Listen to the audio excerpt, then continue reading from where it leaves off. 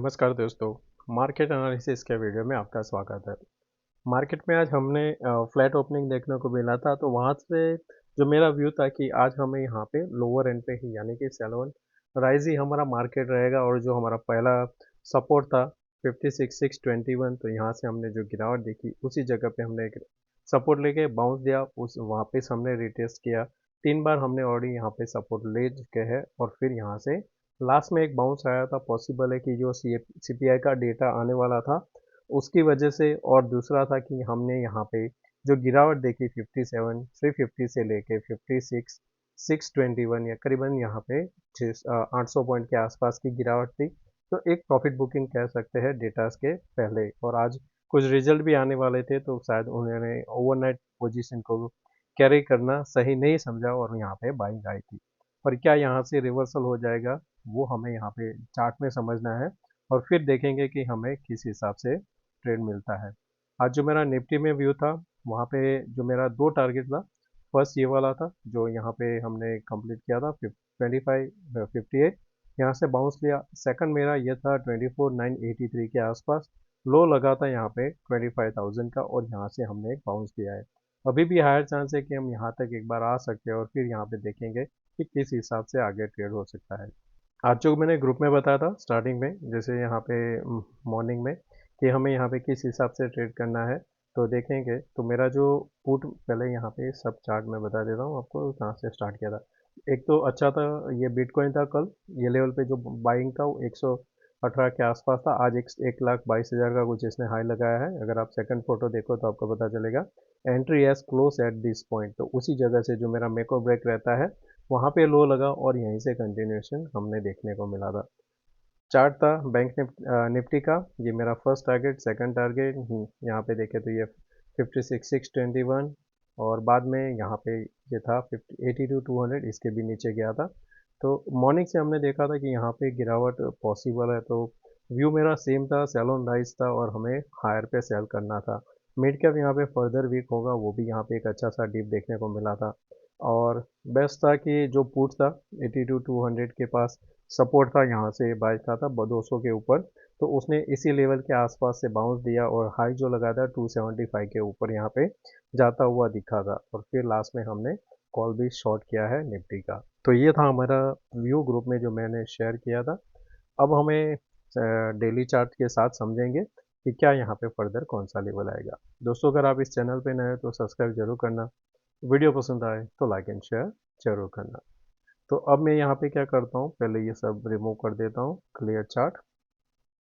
तो last time जो हमारा डिस्कशन था, सही था कि हम अगर यहाँ पे अर्ली आइडेंटिफाई करते हैं एम पैटर्न तो सही मुनाफा हो सकता है। तो हम देखें तो उसी लेवल के आसपास ये यहाँ पे फर्स्ट पॉइंट है जहाँ से हमने ये यहाँ पे रिवर्स दिया था, जो ये कैंडल के बाद का। तो उसी जगह तक हम आ चुके हैं। अब हमने यहाँ से एक बाउंस दिया हुआ है।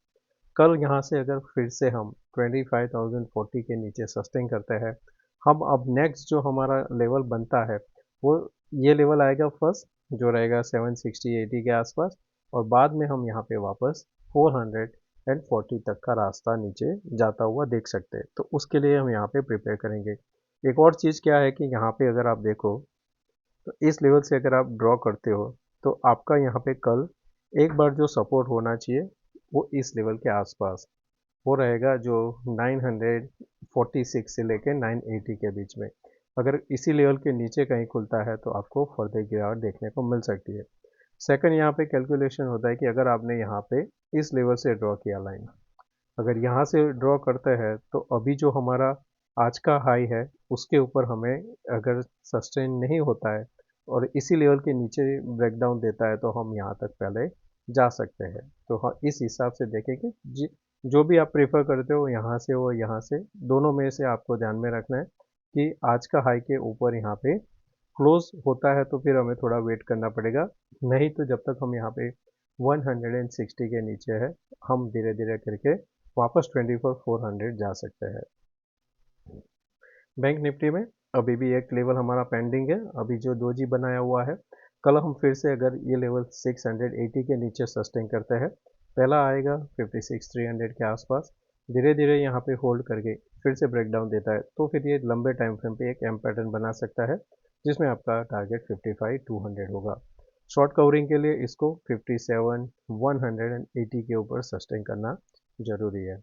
कल सेंसेक्स का एक्सपायरी भी है, तो आपको यहाँ पे ध्यान में क्या रखना है कि हमने जो ये गिरावट देखी इस लेवल पे सपोर्ट लिया है, पर अगर ये पॉइंट से अगर आप मानते हो कि यहाँ से रिवर्सल आया था, तो इसका जो लो है 81,476, तो हम यहाँ तक एक बार जा सकते हैं। तो कल वापस अगर हम 82,200 के नीचे सस्टेन करते हैं, तो यहाँ पे एक छोटा सा रिस्क ले सकते हैं और आपका नीचे में टारगेट होना चाहिए 81,800 एंड 81,500 तक का नीचे में एक अच्छा सा टारगेट आपको मिल सकता है।